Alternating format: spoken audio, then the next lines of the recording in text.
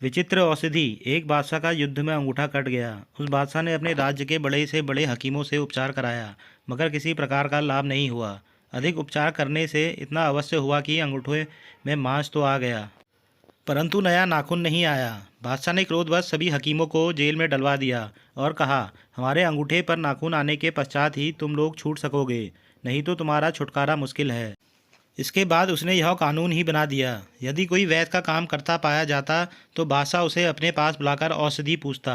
अगर वह ना बता पाया तो उसे जेल में डाल दिया जाता। यह देखकर राज्य के सभी हकीम भयभीत हो गए। बहुतों ने तो यह काम ही छोड़ दिया और कितने ही इधर उधर छिप गए। रोगियों को चिकित्सा के लिए वैद्य मिलना मुश्किल हो गया। यह खबर फैलते फैलते दिल्ली तक पहुंची और बादशाह अकबर ने भी सुनी। सुनकर बादशाह को बहुत आश्चर्य हुआ। उन्होंने गरीब जनता को इस अत्याचार से बचाने के लिए बहुत बड़ी सभा बुलाकर इसका उपाय पूछा।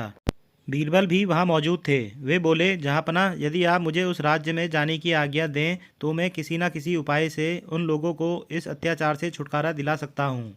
बादशाह अकबर ने खुशी से बीरबल को वहां जाने की अनुमति दे दी। बीरबल वैद्य का भेष बनाकर 10-5 औषधियों को झोले में डालकर उस बादशाह के नगर में पहुँचे। उस समय बादशाह के डर से नगर में कोई वैद्य नहीं रहता था, इसलिए बीरबल की ख्याति बहुत शीघ्र ही पूरे राज्य में फैल गई। वहाँ के लोगों ने उसे भाग जाने की सलाह देते हुए कहा कि अगर बादशाह सुन लेगा तो उन्हें भी जेल में डलवा देगा, परंतु बीरबल ने किसी की नहीं सुनी। इसकी सूचना बादशाह तक पहुँची।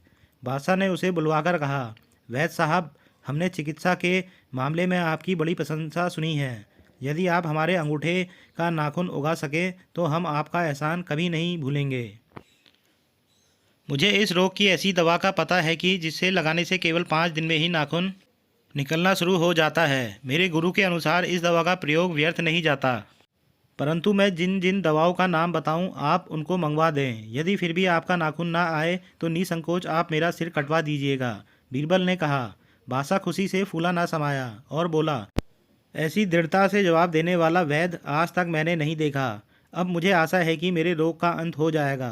बीरबल बोले, मैं चंद दिनों में ही आपको ठीक कर सकता हूँ, मगर मेरे नुस्खे की दवाओं का मिलना थोड़ा कठिन है। क्या मैं बादशाह होकर भी ये दवाएं नहीं मंगवा सकता? बादशाह ने अपना रौब दिखाते हुए कहा। बीरबल बोले, मेरा यह कहना नहीं है कि आप उन दवाओं को नहीं मंगा सकेंगे, परंतु आप मुझे लिखित रूप से वचन दीजिए कि यदि आप 1 माह के भीतर दवा ना मंगवा सके तो फिर मैं आपका इलाज नहीं कर सकूंगा। और उस स्थिति में अब तक आपने जितने वैद्य हकीम कैद कर रखे हैं उन सबको भी छोड़ देंगे। इस बीच अगर आप दवा मंगवा देंगे तो उसी समय मैं आपकी सेवा में हाजिर हो जाऊंगा। यह सुनकर बादशाह ने सोचा कि इस हकीम को मेरे प्रभाव और धन का अंदाजा नहीं है। यह ऐसी कौन सी दवा मंगवाएगा जिसका मूल्य मैं नहीं दे सकूंगा। यह सोचकर उसने बीरबल को कथा अनुसार प्रतिज्ञा पत्र लिख दिया और उससे दवाओं के नाम पूछे। बीरबल ने अपनी इच्छा अनुसार काम होता देखकर कहा, महाराज, आप मुझे गूलर का फूल और मछली का पेशाब मंगवा दें। बादशाह ने शीघ्र दोनों वस्तुएं लाने के लिए दीवान को आज्ञा दी। बेचारा दीवान काफ़ी परिश्रम करके थक गया, परंतु इन दोनों वस्तुओं का कहीं नामो निशान भी नहीं पा सका। अवधि पूरी हो गई। लाचार होकर बादशाह को सभी हकीमों और वैद्यों को छोड़ना पड़ा। फिर बादशाह ने उन वैद्यों को बुलाकर बीरबल द्वारा बताई गई दवाओं के गुण पूछे। सबने उन दवाओं की प्रशंसा की, क्योंकि बीरबल उनको पहले ही समझा चुके थे और यह भी बता चुके थे कि इन दोनों चीज़ों का वजूद ही नहीं होता तो मिलेंगे कहाँ से। हकीमों ने कैद से छुटकारा पाने के पश्चात बीरबल का आभार व्यक्त किया। उसके बाद बीरबल ने दिल्ली आकर सब बातें बादशाह अकबर को बताई। वे भी बीरबल की बुद्धिमानी से बहुत प्रसन्न हुए।